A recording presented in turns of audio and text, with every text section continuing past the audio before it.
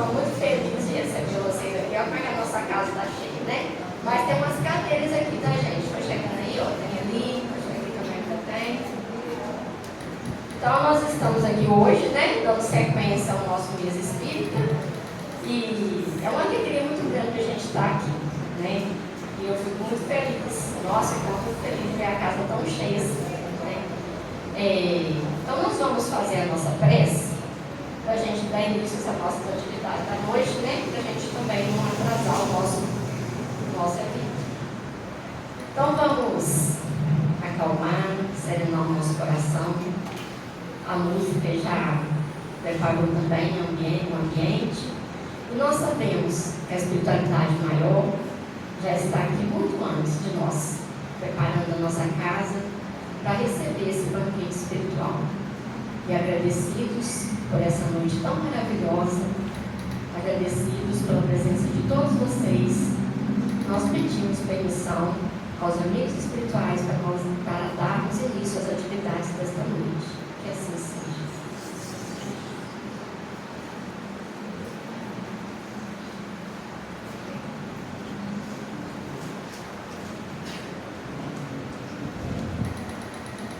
Boa noite a todos. Sejam muito bem-vindos à Casa Espírita J. Lacerda. Nosso coração está em festa com a presença de todos vocês. Nesta noite, nossa harmonização terá o tema a infância. Essa fase tão pura e singela em nossas vidas. De acordo com o Livro dos Espíritos, na questão 183, Kardec pergunta: infância se dá em todos os mundos habitados?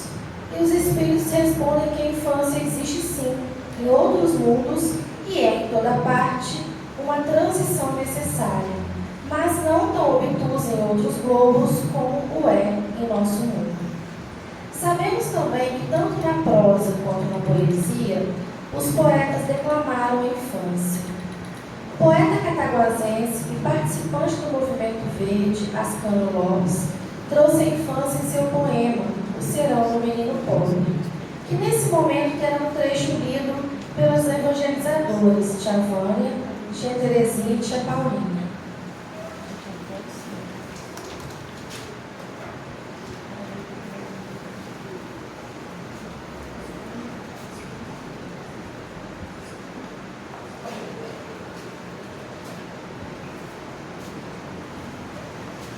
Serão do menino pobre. Na sala pobre da casa da roça, papai lia os jornais atrasados. Mamãe cerzia minhas meias rasgadas. A luz frouxa do lampião iluminava a mesa e deixava nas paredes um bordado de sombras. Eu ficava a ler um livro de histórias impossíveis. Desde criança, fascinou-me o maravilhoso. Às vezes, mamãe parava de costurar. A vista estava cansada, a luz era fraca e passava de leve a mão pelos meus cabelos, numa carícia muda e silenciosa.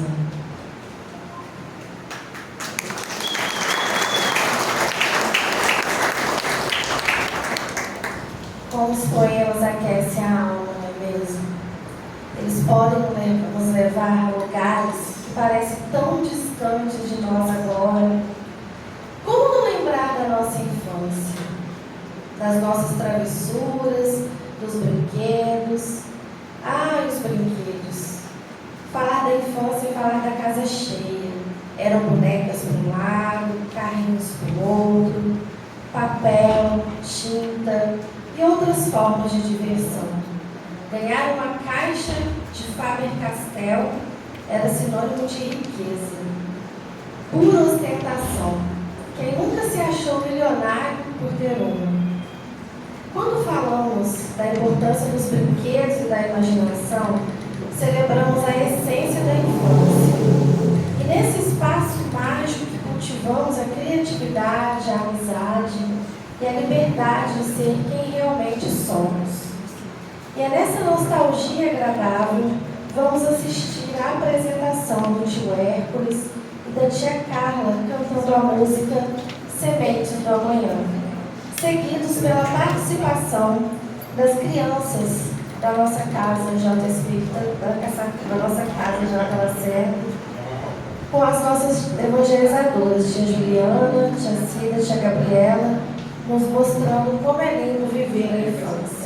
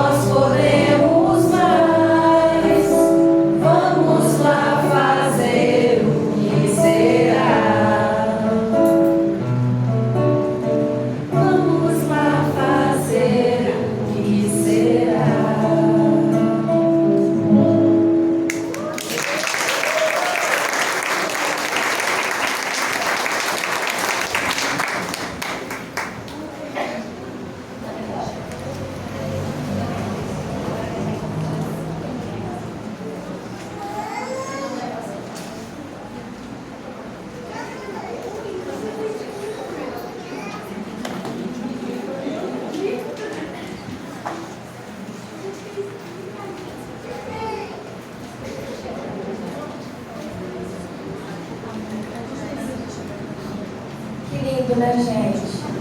Como são importantes os brinquedos e os livros na vida das crianças e de nós adultos também. Na suavidade das palavras, os livros ensinam lições valiosas, como a importância da empatia, dos valores e da amizade. Cada história contada é um eco de possibilidades infinitas. Em cada conto, uma nova perspectiva. Em cada verso, um novo sentimento. Assim, os livros se tornam faróis que iluminam o caminho da descoberta, eternamente guardados na memória como tesouros de um tempo mágico. Gostaria agora de contar para vocês sobre o nosso livro, chamado Tessituras de Criançagem. Então preparamos uma surpresa para todos vocês aqui presentes nesse dia.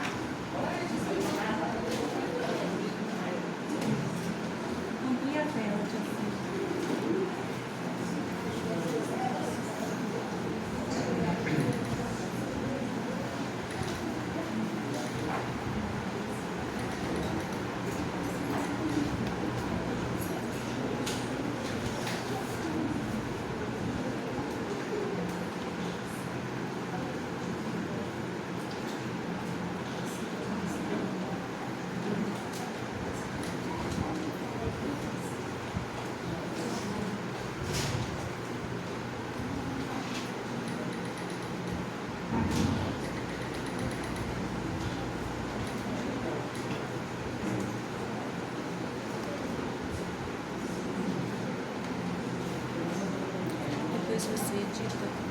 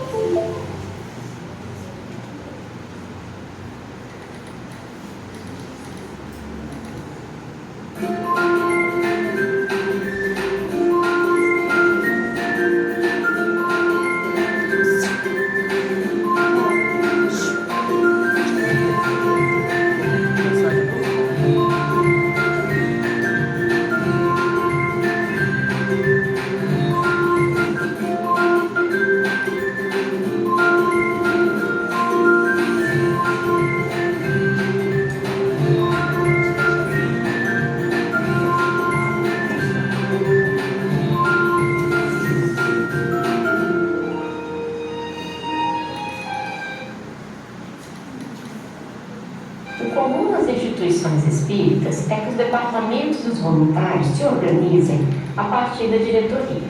Aqui na nossa Casa Espírita J. Lacerda é curioso como que a diretoria e os departamentos depreendem da evangelização espírita familiar. Sim, é verdade. E esse formato permite uma maior interação entre os departamentos da casa. E é interessante ressaltar que nós intitulamos o Departamento de Evangelização como Departamento de Educação Espírita da Família, porque ao longo dos anos nós constatamos que é complexo realizar esse trabalho somente com as crianças e os jovens. Fica muito desconexo e até incoerente, porque os integrantes da família acabam não trilhando o mesmo caminho. Depois que envolvemos a família, por meio do grupo de estudos de pais, mães e adultos, no mesmo horário de evangelização infanto-juvenil, isto é, aos domingos às 8h30, percebemos um maior desenvolvimento das relações familiares, baseado nos preceitos cristãos e do Espiritismo.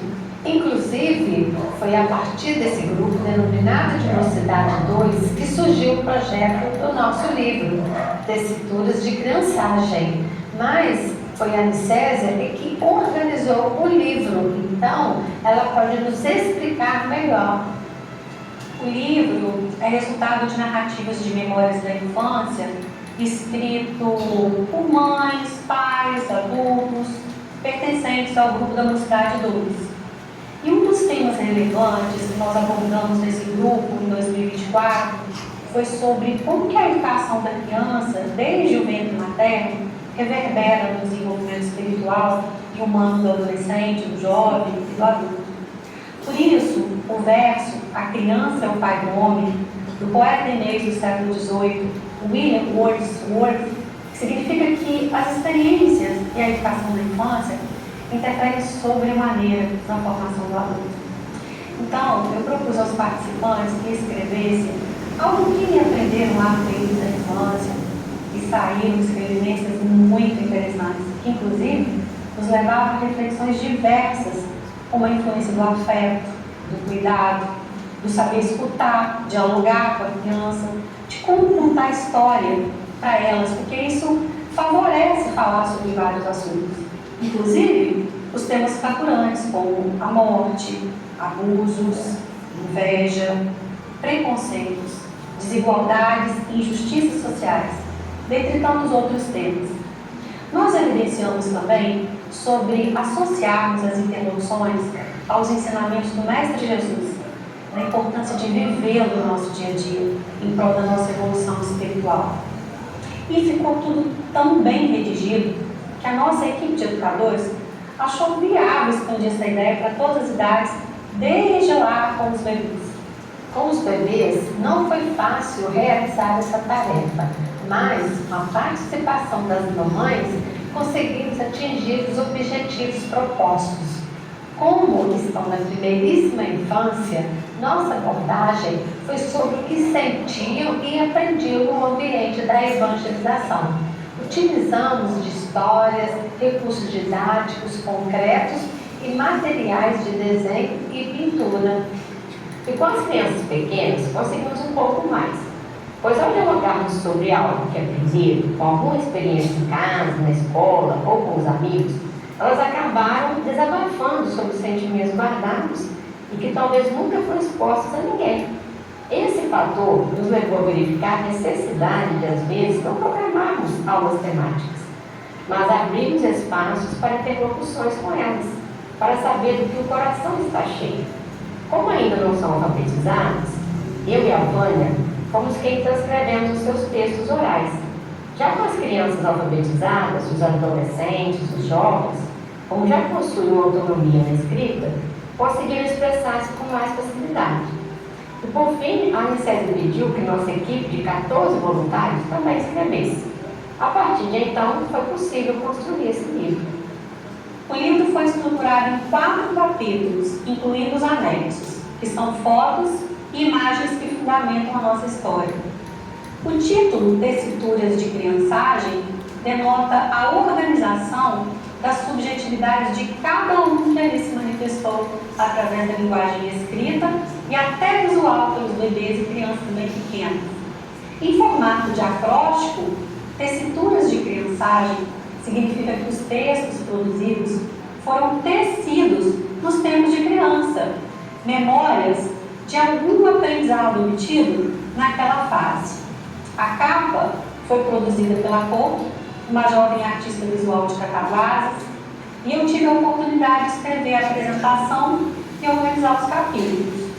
No primeiro deles, intitulado Educadores, Cuidadores de Sementes, consta os textos dos educadores espíritas voluntários. O próximo capítulo, Sementes, Raízes da Adolescência e da Fase Adulta, são apresentados os textos dos bebês, das crianças e dos adolescentes. E por fim, o último capítulo, Adultos, Frutos da Infância e da Adolescência. Ali são exibidos os textos de pais, de mães e adultos. E em maio de 2025 será o lançamento do livro, com direito ao autógrafo das crianças e dos jovens, adultos, pais e das mães. Vamos enviar um convite a vocês pelas redes sociais e para as casas espíritas. E nós queremos muito que este momento não seja só de um registro de nossa história, mas de compartilhamento com todo o movimento espírita de nossa cidade e região. Por isso, contamos com a presença de todas as casas espíritas e seus frequentadores, da AME, do CREI e da comunidade cataguasense em geral, no dia do lançamento do livro, que será em maio deste ano. Nossa proposta é que as famílias espíritas participem ativamente, como meio de incentivar as crianças, os jovens e os adultos, pois eles irão autografar os livros. E nós estipulamos um valor mínimo de R$20 para que todos possam desfrutar desses escritos. Nosso desejo é que o leitor, a leitora, ao envolver-se na leitura, possa não só desenvolver ou potencializar a alteridade para com a infância do outro, mas que também faça uma imersão em suas memórias infantis. Também esperamos que os leitores reflexionem sobre a relevância de uma educação pautada no amor, no diálogo e nos ensinamentos espíritas e cristãos. Se desejamos uma nova geração mais pacífica, solidária e humana, é necessário iniciarmos essa renovação moral e espiritual por nós, os adultos. Que empreendamos esforços de cuidado e afeto para com a infância e adolescência, propiciando emancipação espiritual ao adulto e, por sua vez, às gerações atuais e vindouras. Afinal, assim como se aprende em ambientes de centros culturais, comunitários e virtuais, museus, bibliotecas, também se acessa o conhecimento teórico e prático às instituições religiosas espíritas. Nossa proposta é educar para e pela paz, tendo como base os ensinamentos do Mestre Jesus, numa busca incessante pela nossa transformação moral.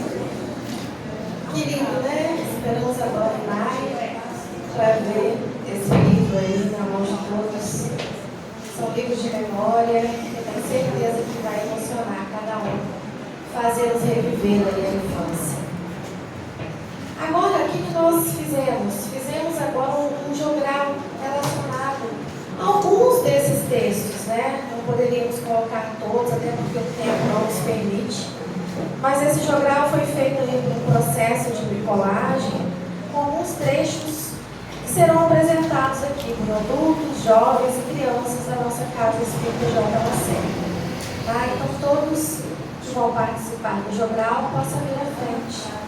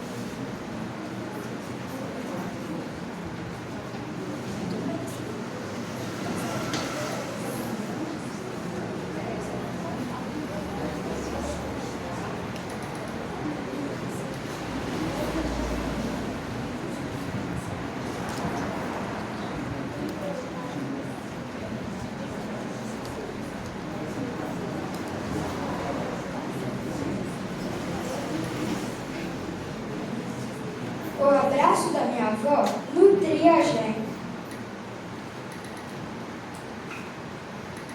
Quando eu era uma menina de apenas 6 anos de idade, minha querida mãe preparou-me um presente de Natal. Era um daqueles bonecos de plástico grandes e que vinham pelados. dentro de um pacote de plástico transparente.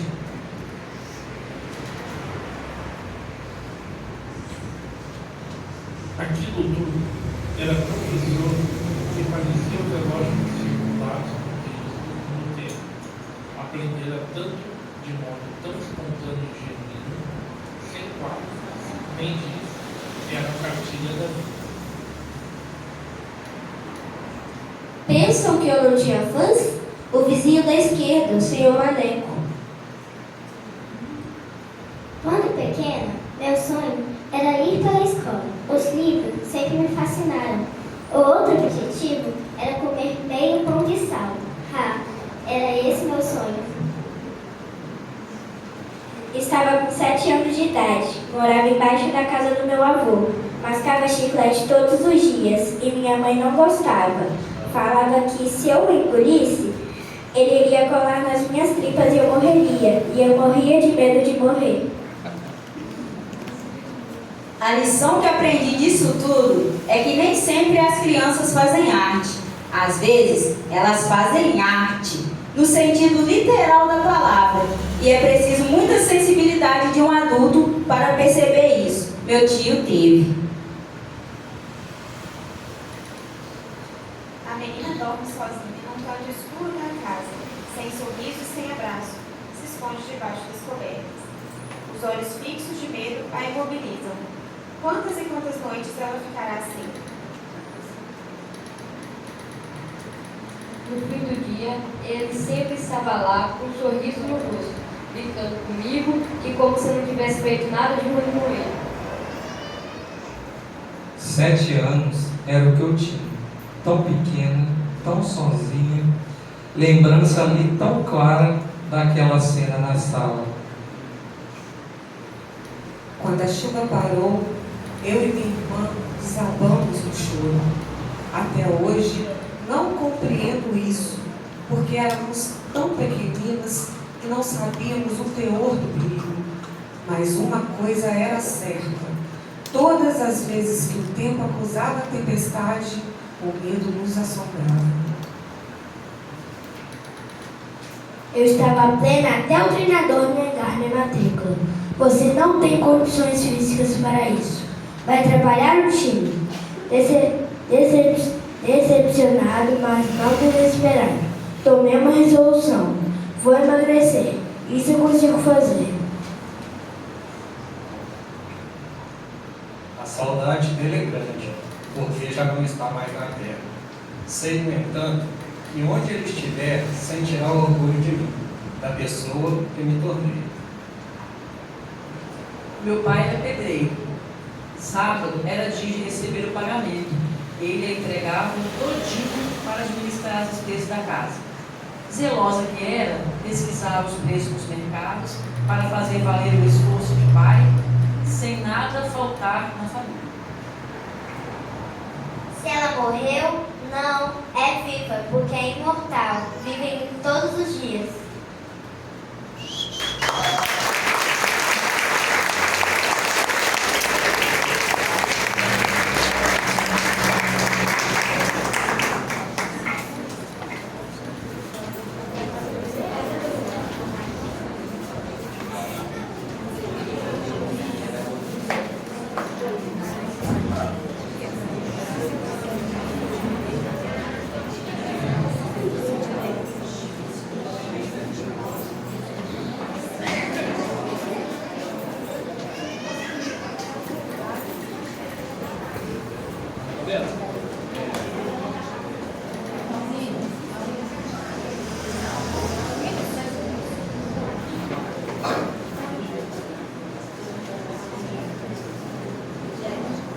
Gente, agora então, né? A gente vai dar sequência com a nossa irmã Zezé, Maria José Salles Fernandes, que é pedagoga, fundadora do grupo teatral Seiva de Luz, com mais de 19 peças montadas, sendo muitas autorais e algumas com temática espírita. É fundadora do Lar Espírita, André Luiz da Silva.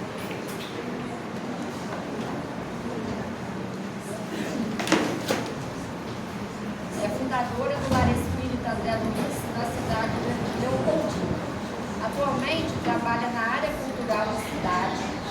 coordenadora do Museu Espaço dos Anjos, Museu Municipal Biográfico criado em memória de Augusto dos Anjos. Membro da ala Academia Leopoldina de Letras e Artes, da cadeira que tem como patrona Elizabeth Montenário. Atualmente está trabalhando na Fraternidade Espírita Seguidores de Jesus e é orador espírita desde 1984. Zezé, seja muito bem-vinda. Agora é com você. Cida, ela vai usar o cachorro.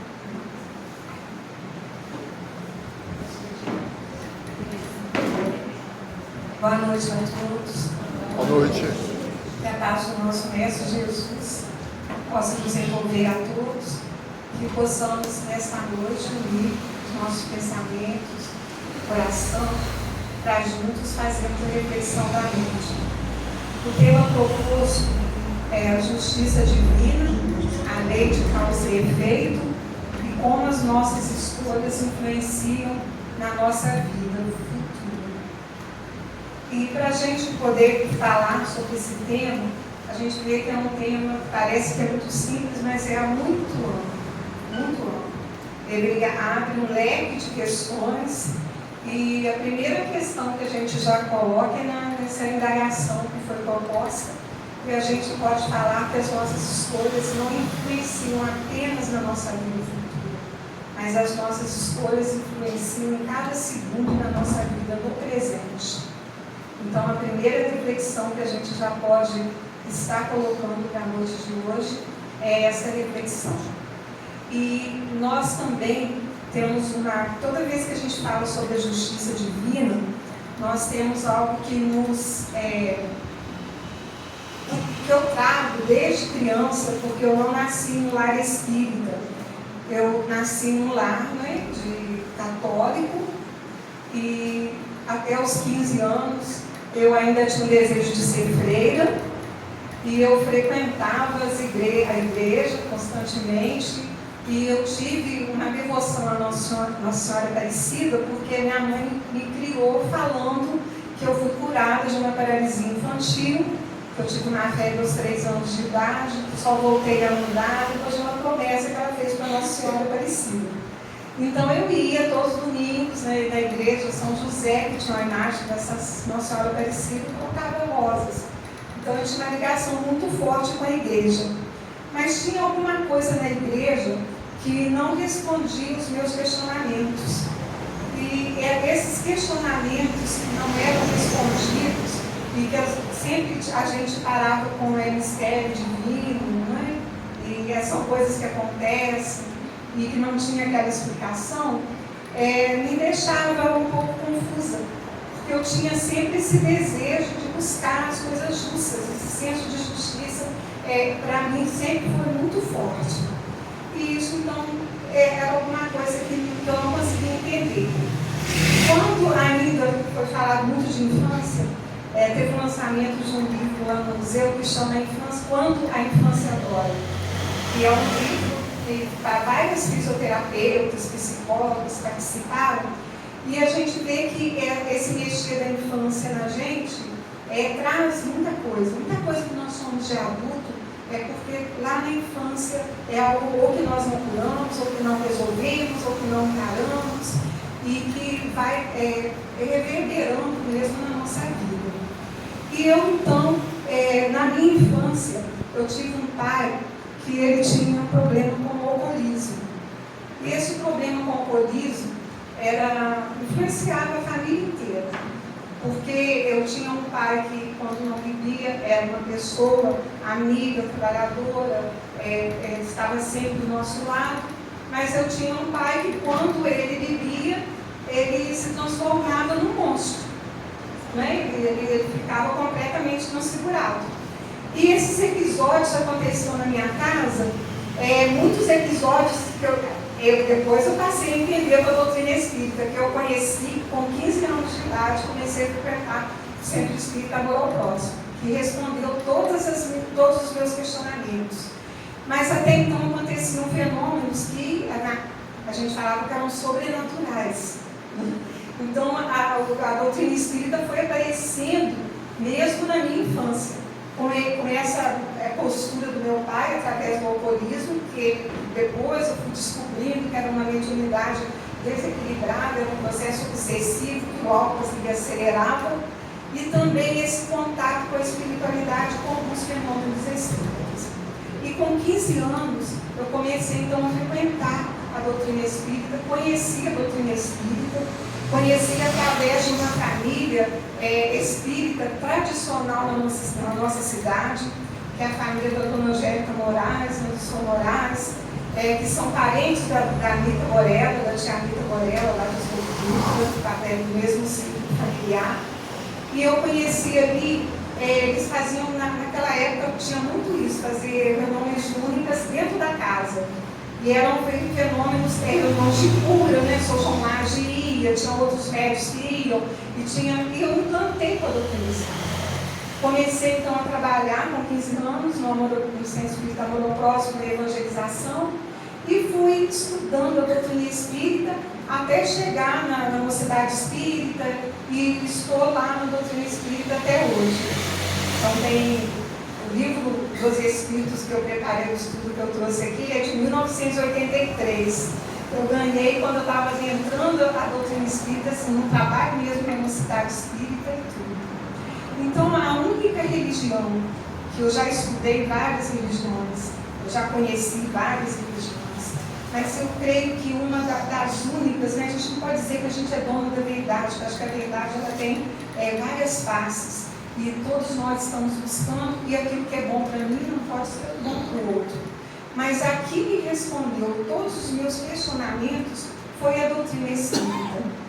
Eu creio que a gente fica buscando muita coisa para ler, muita literatura espírita que está surgindo e tudo, mas o livro dos Espíritos, que eu já li, reli, já fiz grupos de estudo, já estudei novamente, o livro dos Espíritos, ele responde todos os nossos questionamentos. E ali dentro do livro dos Espíritos, nós vamos encontrar a resposta para todas as nossas dúvidas.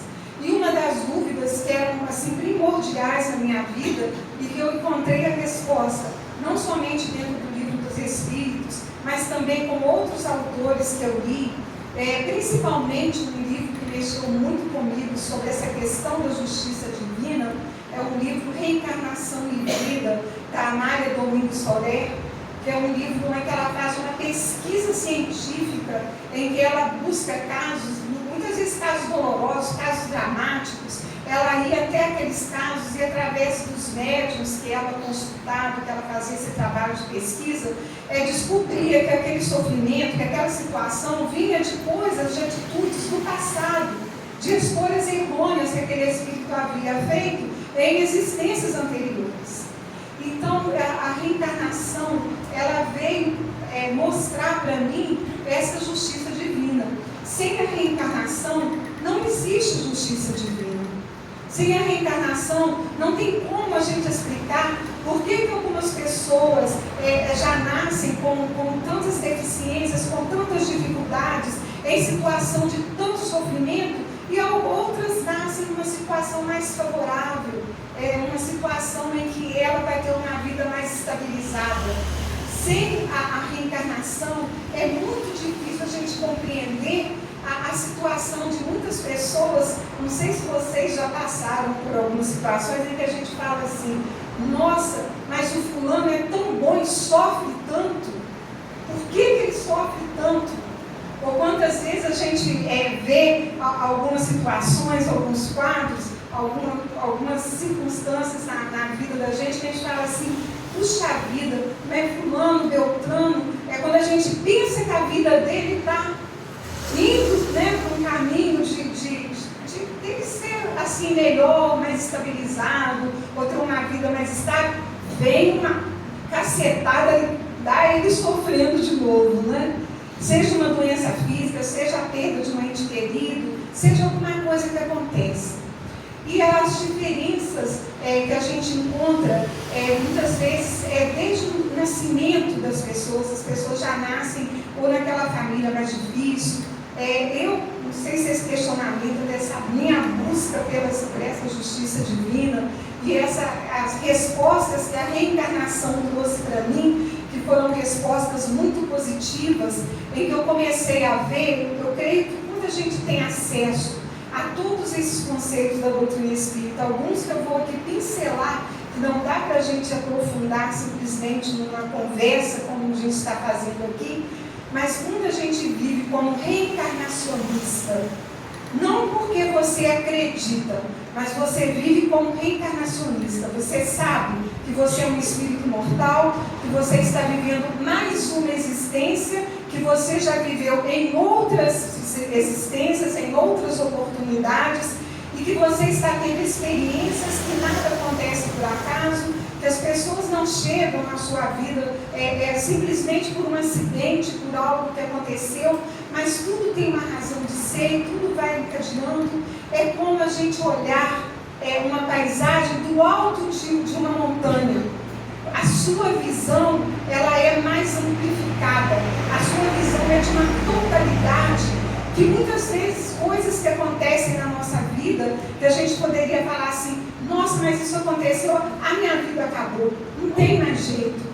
A gente, quando nós somos reencarnacionistas, temos essa fé que a doutrina espírita nos traz, a gente começa a ver, não dessa forma desesperadora, mas a gente pensa assim, eu estou vivendo 50, 60, 70, 80 anos, muitos já estão chegando no 90 e passando até dos 90 anos, né, que a gente está vivendo mais hoje em dia. O que é isso comparado com a eternidade? Esse momento que eu estou vivendo, essa situação dolorosa que está acontecendo na minha vida agora, o que ela quer ensinar para mim? Como reencarnacionistas, nós começamos a nos ver como um aluno que está num período escolar de aprendizado para galgar aquele caminho para ele conseguir aquele diploma tão desejado. Então a vida passa a ser tudo o que acontece com a gente, são lições que a gente está passando para o nosso aprendizado. E quando a gente começa a aprofundar na doutrina espírita e a conhecer a doutrina espírita, a gente começa a ver que aquilo que acontece com a gente são provas, são expiações, são momentos passageiros, são momentos que a gente vai sair dali com mais resistência, mais fortes e mais humanizados. A gente costuma ver na convivência com as pessoas, na convivência com o ser humano, conhecendo a vida das pessoas, a gente costuma ver que as pessoas que sofrem mais, geralmente são pessoas mais humanas, são pessoas mais aptas a acolher, são pessoas mais sensíveis, são pessoas mais acolhedoras do que aquelas pessoas que, na maioria das vezes, já tem uma vida mais confortável, que não foi tantas vezes castigado pelos reveses da vida. Mas aí, dentro da doutrina espírita, se a gente está falando da justiça divina, e a gente já começou a pincelar que a reencarnação, ela demonstra essa justiça divina, essa bondade divina para conosco, porque através da reencarnação, a gente vai ver que a bondade de Deus, ela se estende para nós de uma forma tal que Ele nos dá oportunidades inúmeras de acertar o nosso passo e de mudar a nossa postura. Já não tem mais o céu punitivo com aquela punição eterna que nem os pais e as mães da terra dariam para o filho, mesmo sendo o pior filho naquela existência, e que ali o amor de Deus seria bem menor do que o amor de um pai ou de uma mãe terrena. E a gente vê também que no processo da reencarnação, a gente vê que Deus não privilegiou ninguém. Ninguém nasceu com uma inteligência brilhante, enquanto alguns estão ali sofrendo na idiotia. Ninguém nasceu num lar com tanta abundância, com tanta fartura, enquanto muitos nasceram ali dentro de uma comunidade, dentro de uma favela, numa situação de sofrimento, numa situação que ele vai precisar galgar, muito para poder vencer ali naquela situação. E a gente vê que a reencarnação explica também, como explicou para mim, por que às vezes a gente é um estranho no ninho. Eu me sentia na minha família como um estranho no ninho. Eu não conseguia ali entender aquele processo todo em que eu estava inserida ali dentro da minha família. E com a visão da doutrina espírita, vida, eu consegui entender isso. Eu consegui amar o meu pai como ele era, aceitar aquela situação que eu estava vivendo. Consegui entender também, muitas vezes, as dificuldades que eu passei na minha infância. E todas aquelas dificuldades, elas vieram para me fortalecer. Então, a primeira coisa que a justiça divina, quando a gente fala da justiça divina, é a gente ter essa visão reencarnacionista. Essa visão, ela coloca para a gente um Deus de uma bondade tamanha que Ele nos dá a oportunidade de nos aprimorarmos, de crescermos. Fomos criados simples e ignorantes e chegaríamos um dia à angelitude. Ainda, vendo essa justiça divina, a gente não pode falar dela sem falar das leis naturais e sem falar das leis dos homens. Uma coisa são as leis dos homens, que são passageiras, que têm os seus defeitos e que elas vão mudando de acordo com a sociedade. Quando a gente olha as leis dos homens e quando a gente vê quantas civilizações existem leis ainda tão atrasadas, a gente fala assim, mas como que pode isso ainda acontecer em determinado país, em determinada civilização? E a gente vê que ali ainda são as leis que os homens fizeram, mas não são as leis divinas sendo aplicadas e sendo vivenciadas pelos homens. Então a gente tem que entender que é diferente a lei dos homens e que é diferente a lei divina e a lei natural. Essa lei divina e natural, lá no livro dos Espíritos, os Espíritos respondem para Kardec que esta lei, ela está escrita na nossa consciência.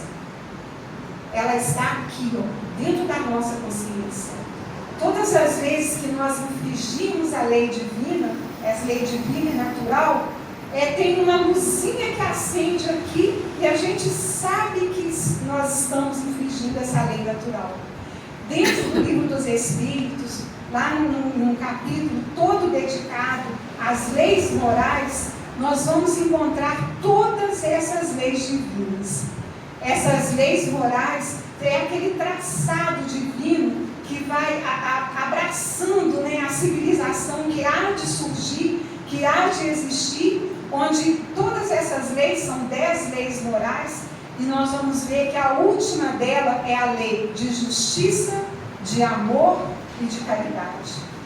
Ali nós vamos passando por todos aqueles questionamentos humanos, por todas aquelas situações ainda que a lei humana não consegue prever, que a lei humana não consegue punir, que a lei humana não consegue fazer a gente entender. Por mais que as leis existam, que elas sejam bem aprimoradas, bem descritas, a gente vê que as leis somente são aplicadas quando ela está aqui, no nosso coração e transborda nas nossas atitudes. Porque não existe nada que passa despercebido ao olhar divino. E não existe nada que passa desconhecido ou acobertado pela justiça divina. A justiça divina está em todos os locais. E essas leis morais, essas leis naturais que regem a nossa vida, que regem a nossa postura, que está escrita dentro da nossa consciência, ela independe do conhecimento humano. Ela independe, muitas vezes, na maioria das vezes, até mesmo da educação que nós recebemos na nossa família. A educação que recebemos, o exemplo que recebemos nos ajuda sim, mas nós já nascemos com essa lei divina aqui, gravada na nossa consciência, no nosso coração e no nosso sentimento. E nós já renascemos também com todo o nosso processo evolutivo de anos, de milênios, de centenas de vidas que nós já vivemos. É por isso que muitas vezes a gente encontra num lar, a gente encontra numa família e a gente fala assim, nossa, mas parece que fulano é tão novinho, mas parece que ele que é o pai do ciclano. E o pai às vezes é aquela cabecinha leve daquele filho que tem pouca idade, tem aquele amadurecimento espiritual. E quantas vezes a gente vê em determinada criança já tem aquela tendência para as coisas negativas, já tem aquela tendência para coisas agressivas, tem uma tendência que a gente tem que estar atento para poder aprimorar. Nem sempre aquela inocência, aquela bondade está presente em todas as crianças, em toda a infância. E a gente vai vendo que também, do contrário, nós encontramos aquelas pessoas, né, desde criança, desde adolescente, que tem uma vida, às vezes, num ambiente completamente conturbado, e, no entanto, são pessoas doces, são pessoas meigas, são pessoas justas, são pessoas honestas. Então, a gente vê que o Espírito, ele traz a sua bagagem.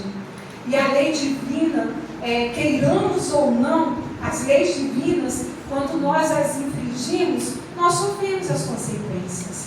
As consequências que nós sofremos também está numa outra lei divina, que é a lei de causa e efeito. Que é também uma lei da física, que também é a lei da vida. Então, todo efeito tem uma causa. Então, nós temos também eu digo que é uma pedagogia divina, que é o livre-arbítrio. Nós temos a liberdade de escolher. Deus nos criou simples, ignorantes e completamente livres. Aí eu falo assim, mas quem é completamente livre? Não existe uma liberdade plena na sociedade, porque nós vivemos dentro de regras. Mas lá no livro dos Espíritos, eles colocam para a gente, os Espíritos, eles nos esclarecem que nós somos completamente livres no pensamento. Nós somos completamente livres no pensamento. E o pensamento é a mola propulsora do nosso progresso. E através do pensamento, essa mola propulsora do nosso progresso, onde nós criamos o que nós somos, às vezes a gente fala assim, nós somos aquilo que nós pensamos. Se nós pensamos negativo, vamos ser negativos. Se nós pensamos positivo, vamos ser positivos. Se nós pensamos que é possível, a gente vai conseguir o caminho e vai conseguir fazer que aquilo aconteça. Se nós desanimamos, já achamos que não vai conseguir, nós não vamos conseguir. Então, nós somos livres no nosso pensamento. E nós somos livres porque nós temos o livre-arbítrio e podemos fazer as nossas escolhas. E as nossas escolhas, por mais que a gente ache, né, que depende de outras pessoas, não depende. Elas são só nossas.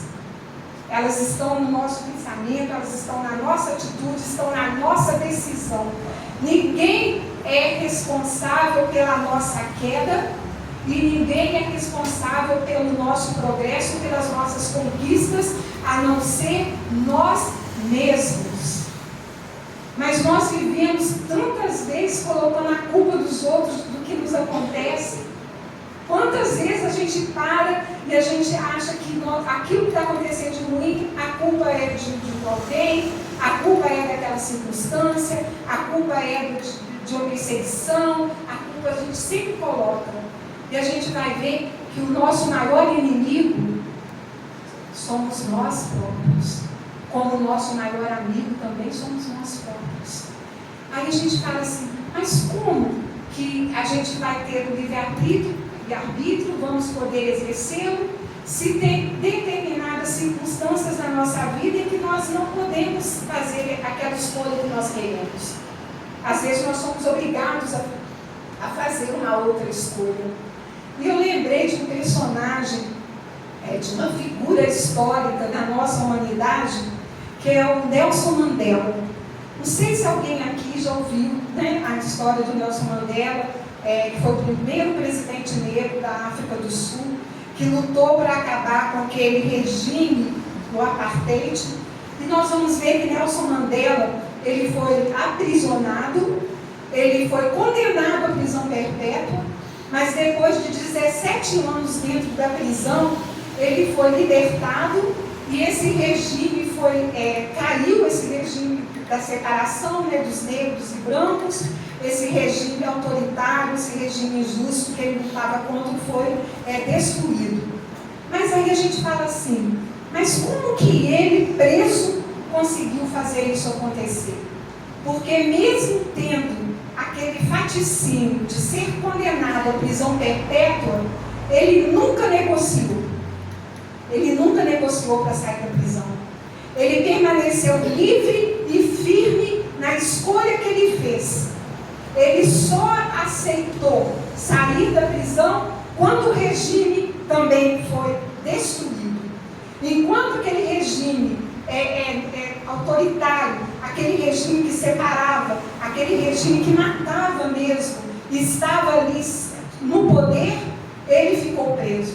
Ele não aceitou ele ser livre se todos aqueles que ele estava lutando para a liberdade continuariam presos naquele regime autoritário.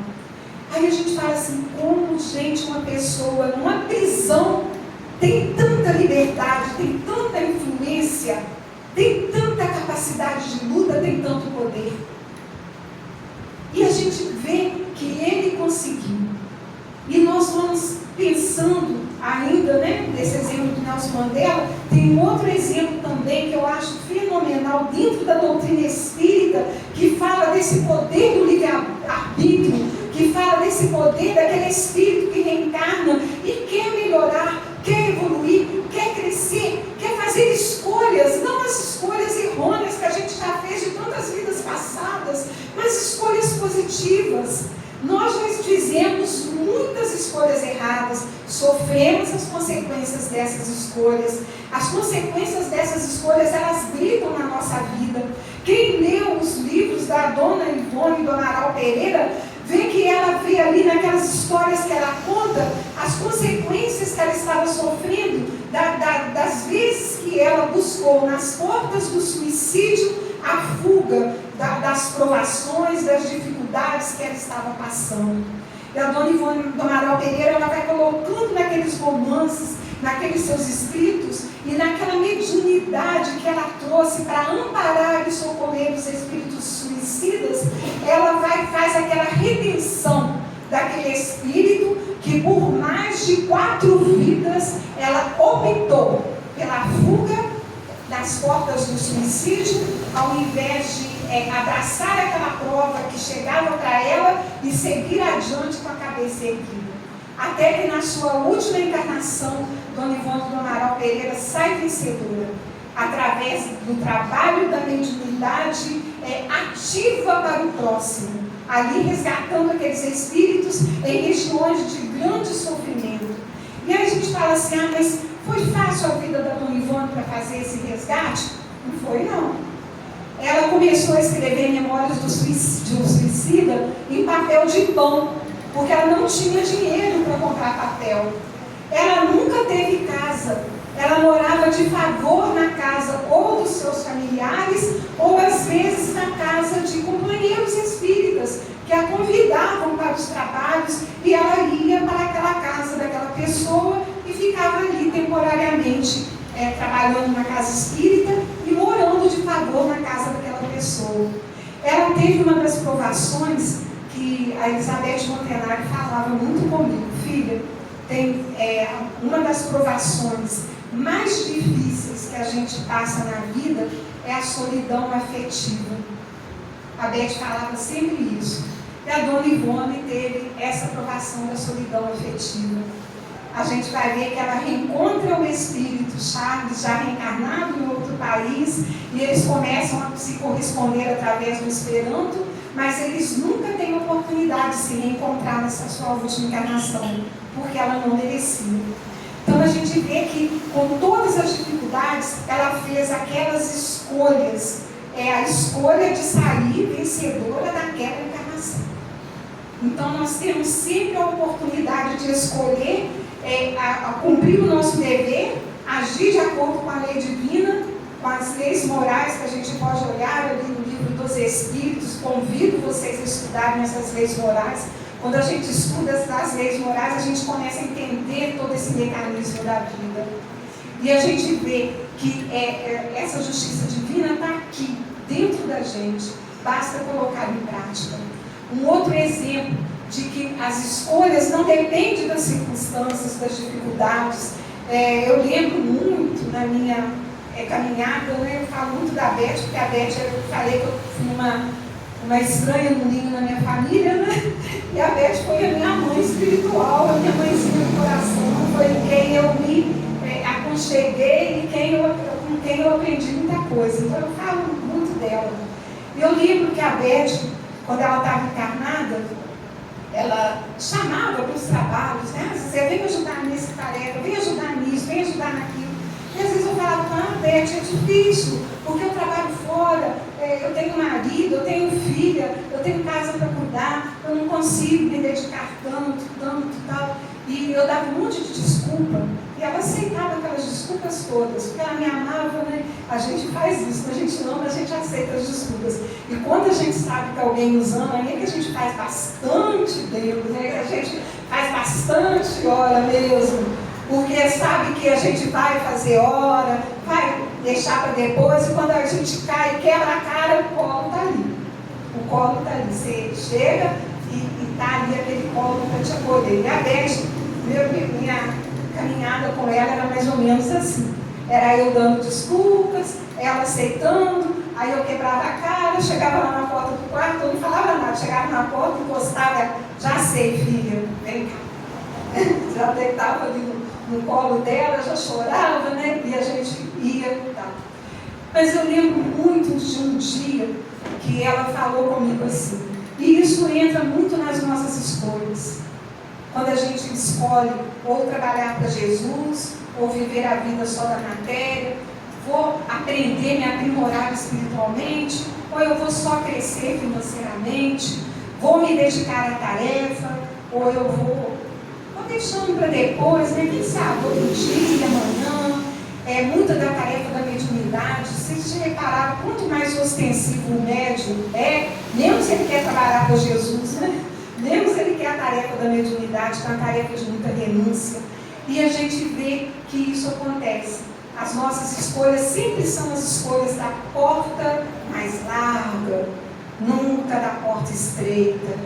As nossas escolhas são sempre as escolhas da massa, nunca a escolha daquele que vem igual a ovelhinha sozinho, caminhando de um lado diferente. As nossas escolhas, na maioria das vezes, são aquelas escolhas sempre que a gente não vai desagradar ninguém, mas que a gente vai continuar na nossa batidinha. E nunca aquela escolha que às vezes a gente tem que falar um sim, um positivo. E nunca aquele mais ou menos, isso que Jesus falava, seja o seu sim, sim. Nunca para depois, né? Até a parábola que ele coloca, aquele que falava que ia depois e que não foi hora nenhuma, né? E aquele que falava, eu não vou não, e depois ele foi. Então Jesus coloca isso para a gente. E a Beth, então, uma vez ela falou uma coisa comigo e que eu nunca mais esqueci. E que eu fui entender só depois que ela desencarnou. Porque depois que a Beth desencarnou, eu comecei a fazer tanta coisa no movimento espírita, até junto com um bando de jovens mais doidos que eu, né, Léo? Nós até fundamos uma casa espírita num dos bairros mais carentes da nossa cidade. Era um bairro tão carente que ele era conhecido como aldeia. Não era conhecido dessa forma, era a aldeia. E hoje, graças a Deus, já melhorou muito, de certa forma, né? Eu falo do ponto de vista material, a carência e a fome não é a mesma de 23 anos atrás, quando nós fundamos. Mas a carência, gente, eu falo, quando eu falava muito isso no nosso trabalho lá, que era uma situação de muita pobreza, eu falava muito isso com as mães. Existe uma diferença de miséria e de pobreza. A pobreza é você ter, às vezes, o pouco, o essencial. É você, às vezes, faltar mesmo alguma coisa. Agora, a miséria é a ausência de perspectiva, é a ausência de amor, é a ausência de vontade de melhorar. A miséria é a ausência de valores. E a gente vê que isso ainda existe. Isso ainda está muito atual. Embora a pobreza tenha diminuído. Mas a miséria, que é essa ausência de um lar aconchegante, ausência de valores, ausência de exemplos, ausência dessa vontade de melhorar, essa ainda persiste e muito.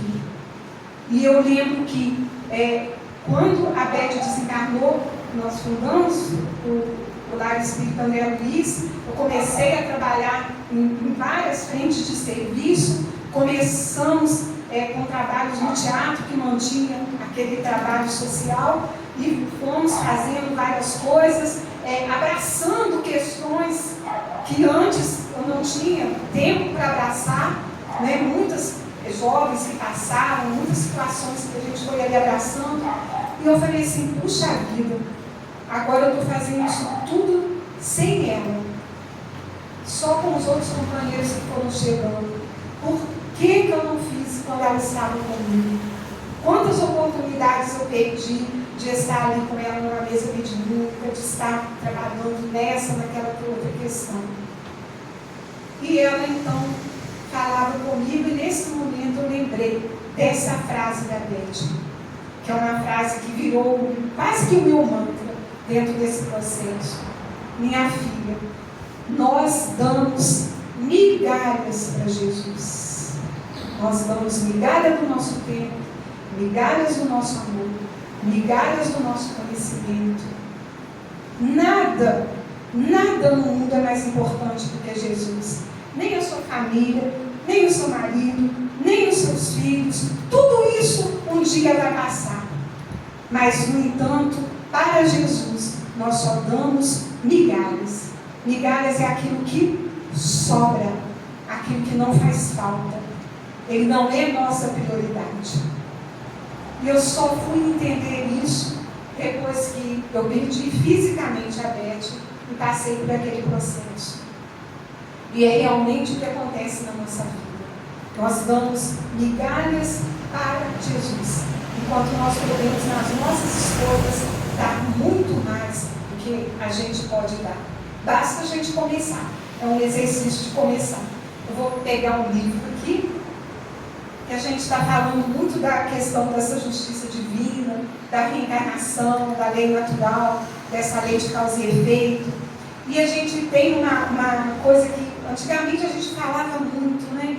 Que dessa lei de causa e efeito a gente achava assim, a gente vai ter que pagar com sofrimento aquilo que a gente fez, né, de mal para a pessoa, para evitar circunstâncias. Não, nem sempre.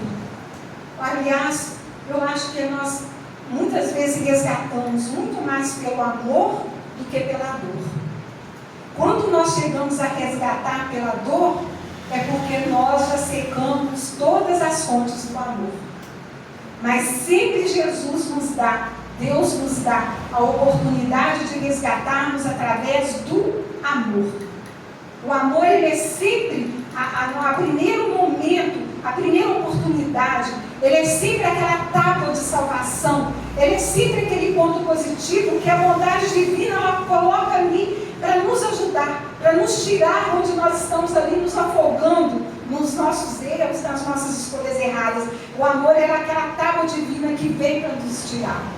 Às vezes o amor ele vai apresentar para a gente através do sorriso de uma criança, através da fala de uma pessoa, através de alguém que a gente tem a oportunidade de ser um ponto positivo na vida daquela pessoa, através de uma atitude que nós temos, que às vezes a gente acha que é uma atitude tão pueril, uma atitude tão assim, eu fiz isso aqui, eu nem estou lembrando, e às vezes você vai encontrar com a pessoa, mas na frente a pessoa fala assim, você lembra, fulano, aquilo que você fez para mim? Você lembra aquilo que você me ajudou? Então nós temos sempre esse resgate através do amor.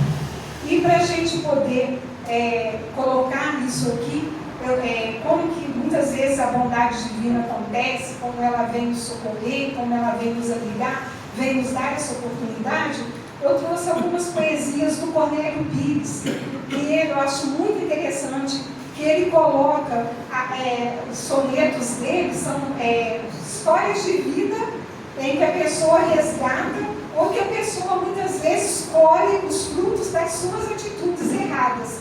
E ele coloca isso de uma forma poética, de uma forma leve, de uma forma tão assim interessante, que a gente começa a ver ali como que a justiça divina acontece, como que ela vem através da providência divina, como que às vezes aquela situação que a gente fala assim, nossa, mas o fulano passou uma vida só de sofrimento, Será que é só isso? E a gente vai ver que não é aquilo. Que a gente está tendo uma visão muito tacanha, só do ponto de vista material. Mas a bondade divina, a felicidade realmente, ela é muito mais do que aquilo. Nós aqui na Terra, nós vivemos momentos felizes. Guimarães Rosa já fala, né? A felicidade, ela se encontra em horinhas de descuido. São momentos assim, tão simples, tão pueris, ali que nós somos felizes. Ela não está em grandes coisas, não está em grandes acontecimentos. Ela está ali naqueles momentos pequenos. A felicidade, às vezes, é tomar um banho quente. A felicidade é a gente poder levantar da cama com as nossas pernas, caminhar. A felicidade é a gente ter uma mão para a gente segurar. Quantas pessoas não têm? Estão ouvindo solitários. A felicidade é ter uma criança para poder pentear o cabelo, para você abraçar. A felicidade é a gente poder tomar um café, sentir o cheiro dele. Tem pessoas que não conseguem. A felicidade é a gente poder falar, a gente poder se expressar. Então ela está em coisas tão pequeninas que a gente não sabe.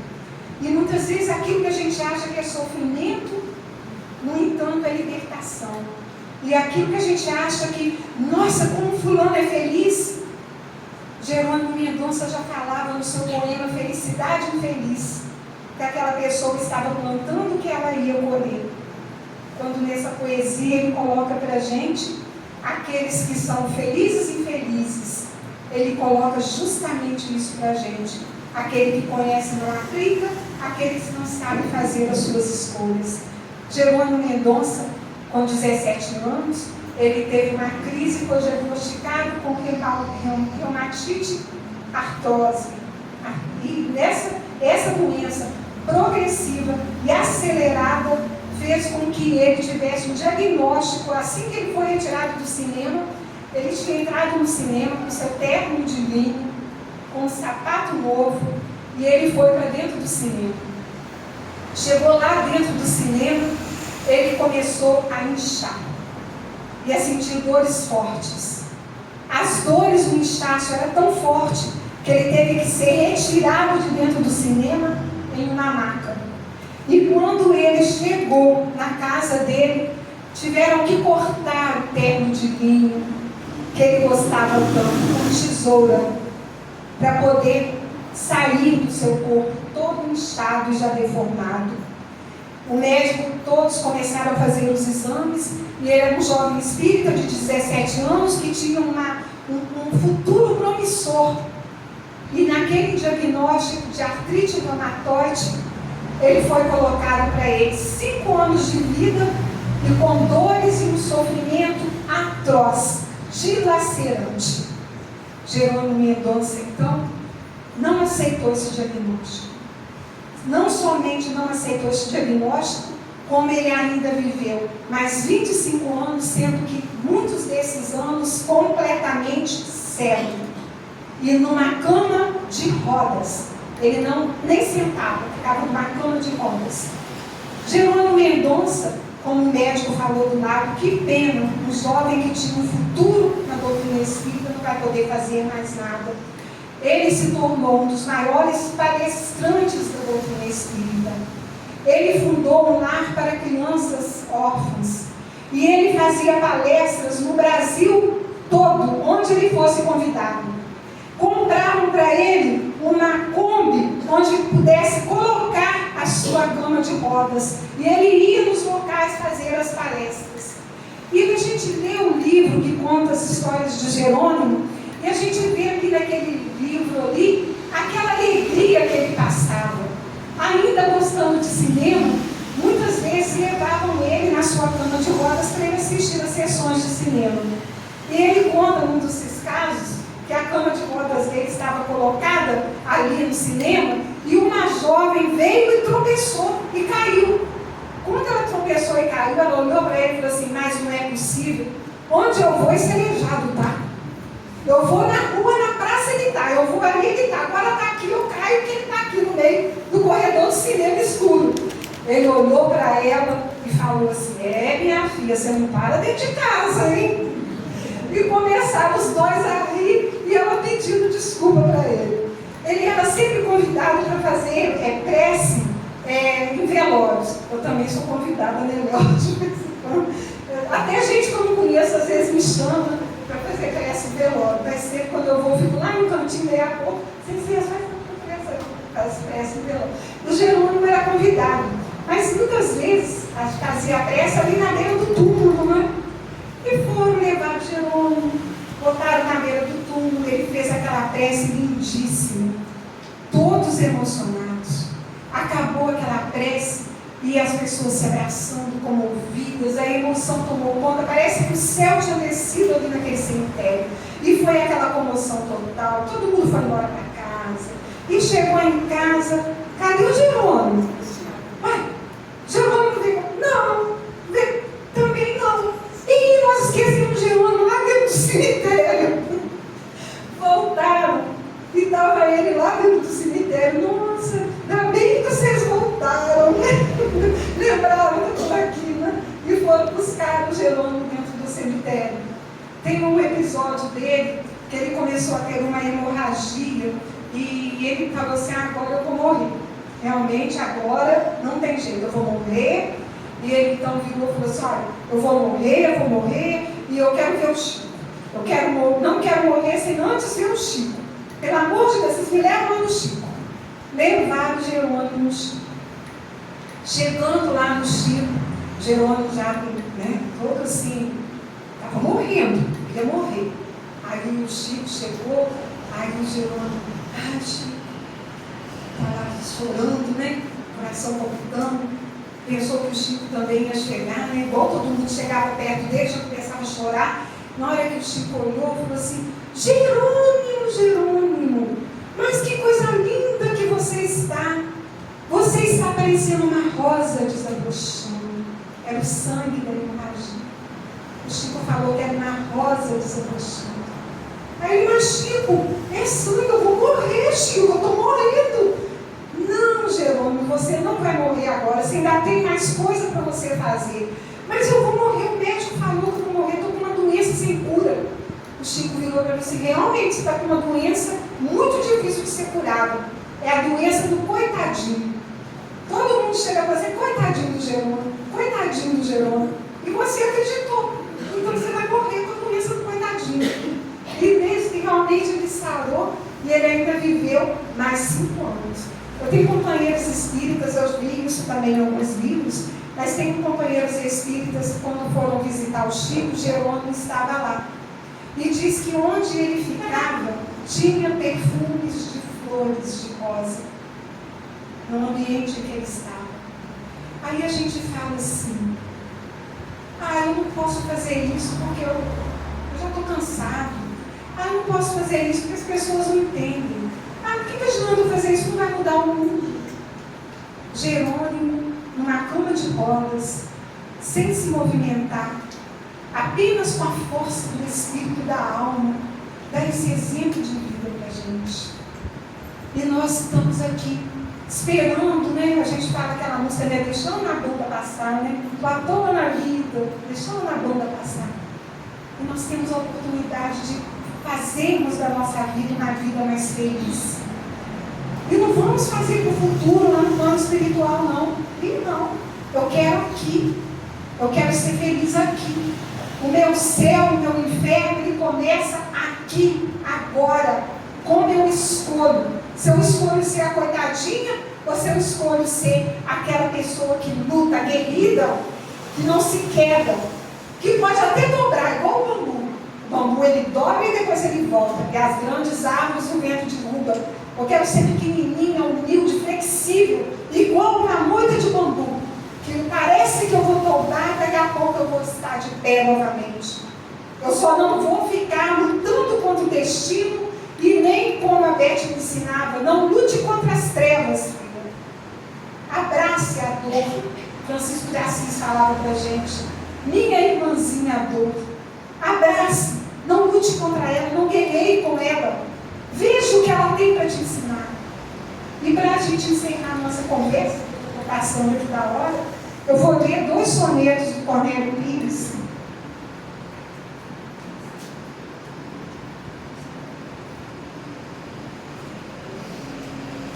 Que fala para a gente justamente dessa questão da gente colher, às vezes, aquilo que a gente faz, e também da gente ver, às vezes, uma vida sofrida. A gente acha que aquilo ali é só sofrimento, e não.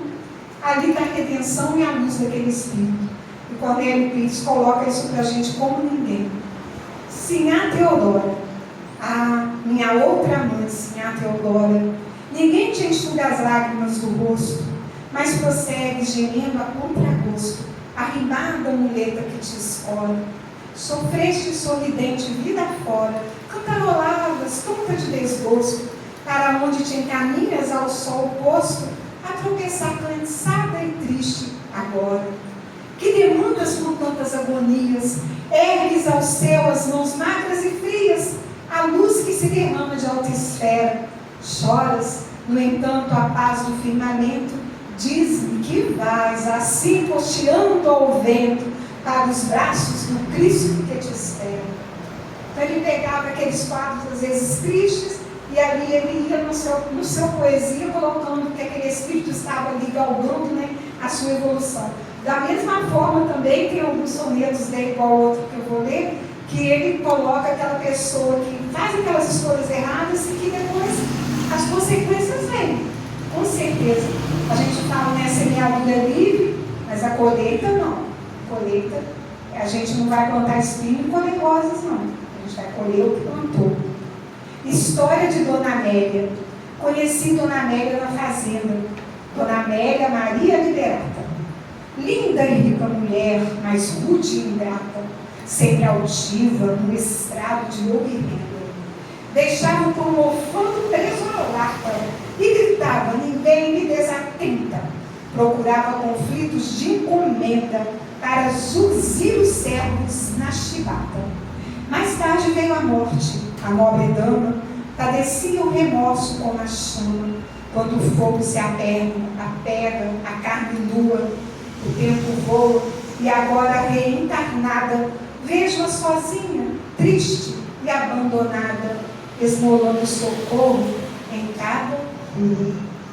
E assim o Cornélio vai colocando para a gente essas questões da reencarnação, que muitas vezes, com as escolhas erradas, a gente vai depois colhendo, né, aqueles frutos daquelas nossas escolhas. Então, é essa nossa reflexão para a noite de hoje, agradecendo o aconchego, o acolhimento de todos, parabenizando a casa pelo exemplo, né, de evangelização. Que Deus abençoe, as nossas crianças precisam muito. Então, a gente vê que hoje em dia, mais do que muito, nossas crianças precisam desse apoio, né, desse aconchego. E acolher a família junto com a criança é muito importante. Aprendi muito aqui. Tanto vocês me ensinaram, muito mais do que, com certeza, eu passei aqui na nossa reflexão. Que Jesus nos abençoe a todos, muita paz para todos. Obrigada, Mano, pelo convite e pela confiança. Muita paz.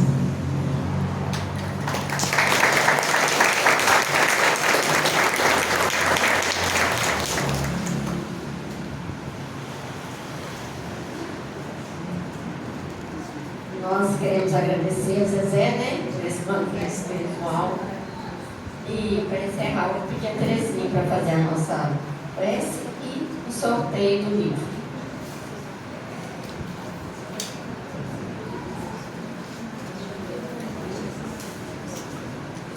Então, gente, vamos nesse momento fechar os nossos olhos, elevar o nosso pensamento ao nosso Mestre Jesus, agradecendo mais essa oportunidade de estarmos aqui reunidos, aprendendo, refletindo, trazendo para os nossos corações essas boas vibrações desse ambiente. Muito obrigada, Mestre Jesus, por permitir e nos preparar para seguirmos trabalhando em teu nome. Que cada um de nós possa sair daqui fortalecidos, sentindo-se corajosos para poder enfrentar a si mesmo, para poder enfrentar os obstáculos e continuar fazendo o que é certo a fazer. Tomamos também para que a nossa companheira Zezé possa retornar ao seu lar em Leopoldina, amparado pelos amigos espirituais, levando daqui o dos nossos corações o nosso agradecimento, as nossas boas vibrações e principalmente levando daqui também essas vibrações de amor, de paz e de harmonia. Rogamos também para o lar de cada um de nós, que ele possa ser visitado e que possamos, Mestre Jesus, sermos incluídos para melhor educarmos os nossos filhos, para termos discernimento, para direcioná-lo com o caminho do bem. E assim, com o coração cheio de alegria, pedimos então permissão para encerrar esta oração e os trabalhos desta noite. Que assim seja. Gente, agora nós vamos ter um sorteio de 2 livros, tá?